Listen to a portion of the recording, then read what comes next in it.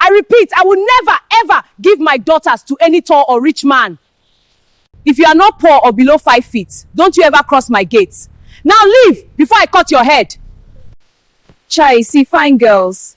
If only their mother would let them marry just any man. In the old Kogi town of Ajego, there was a saying that children learned before they learned their own clan names. If a man is rejected 3 times, ask if Mama or in-law is watching. Nobody said her name loudly, not because it was forbidden, but because saying it felt like calling harm to sit beside you. Mama in-law lived at the edge of Ajegu, where the red earth met bush that never stayed quiet, even at noon. Her compound was wide, fenced with old zinc and thorn branches, and inside it stood a house that always looked awake. Even at night, when other houses slept, her windows seemed to watch. She had 7 daughters, not 1 son, and that alone was enough to make people talk. But what truly unsettled Ajegu was not the number of daughters, it was how they lived and how their mother ruled their lives. The girls were known across nearby villages, tall, graceful, striking, with faces that made people look twice and manners that made elders nod slowly in approval. When they walked together to the stream or market, conversations paused. Not because of jealousy, but because it felt like watching something that did not belong fully to the ordinary world.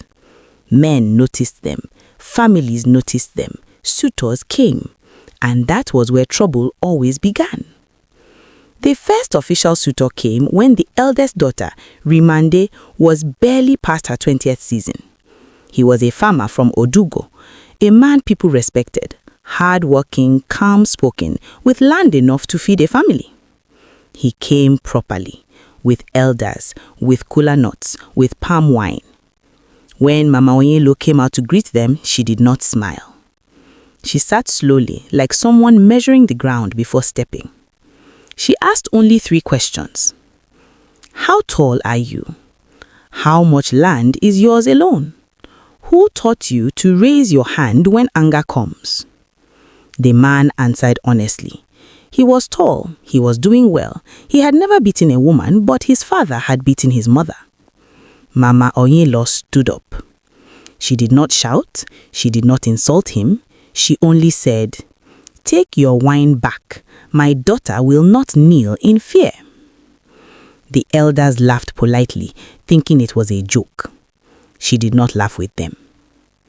By the next planting season, the man's land was seized over an old dispute that suddenly resurfaced. The elders who had supported him stopped visiting his house. His engagement to another woman failed mysteriously. People noticed. They remembered. After that, Mama Onyelo stopped pretending. Any man who came to her house was measured like a goat in the market. Too tall? Turn back. Too wealthy? Turn back. Too confident? Turn back. She said openly, "A tall man looks down on women. A rich man buys silence with money. I will not sell my daughters to their future tears." Some women praised her quietly. Others were afraid. Men began to whisper that Mama Onyelo did not reject suitors. She ended them. Not with blood, but with life slowly folding in on itself. A trader who insulted her during negotiations lost all his goods to a sudden fire.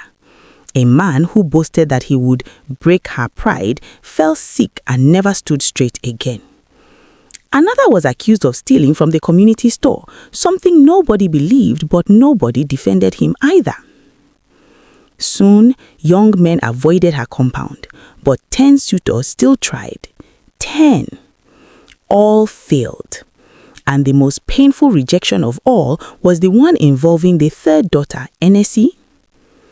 Okbane was not rich, he was not tall, but he was not poor enough for Mama Onyelo.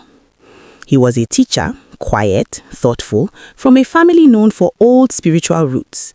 People said his grandfather could speak words that made storms hesitate. Okbane loved Enesi with a patience that did not rush or demand. He waited. He greeted Mama Oyinlo with respect that bent his back. For a while, people thought this one might pass, until Mama Oyinlo asked him one question. "If my daughter disobeys you, what will you do?" Ogbane said, "I will speak to her, and if I fail, I will look at myself first." Mama Oyinlo's face hardened. That same week, she sent word through elders that NSC was not for him. Ogbane did not argue. He only said goodbye to NSC by the stream, his voice shaking as he promised to return someday. He never did. People say he traveled. Others say something followed him on the road. Mama Oyinlo never spoke his name again. There was another thing people noticed, something darker. Mama Oyinlo never talked about childbirth. Whenever neighbors gathered to gossip, they spoke in low tones about how she once had sons. Not one, not two, but more, and none of them lived long enough to be named properly. Whenever someone asked her directly, she ended the conversation with a look that made even bold women swallow their words. Only the gods knew what truly happened, or so people thought. Rimande, the first daughter, was different. She listened. She watched how her mother reacted to certain names, certain questions. She noticed how Mama Oyinlo flinched at the mention of fire and how she never allowed lamps to burn too long at night. One market day, while Rimande was selling dried pepper, an old woman stopped in front of her stall. The woman stared. Too long. Then she said softly, "You have her eyes." Rimande asked, "Whose?" The woman swallowed. "Your mother's, before the night that swallowed everything." Rimande laughed nervously, thinking it was madness. But the old woman grabbed her waist with surprising strength. She said, "Tell her Ochadu still remembers. Tell her the fire did not forget." Then the woman vanished into the crowd. That night, Rimande could not sleep. For the first time in her life, she wondered, who was Mama Oyinlo before Ajego? A house built on ash. What Rimande did not know, what nobody in Ajego knew, was that Mama Oyinlo had not always been called Mama Oyinlo. Long before Ajego, long before her daughters, she was a girl in another Kogi town called Uchadu. A big compound, a rich father, 5 sons, and 1 daughter nobody protected. But that story had not yet risen to the surface. Not yet. Because for now, Mama Oyinlo was still in control, still rejecting men, still bending elders to silence, still watching her daughters like possessions she would never release.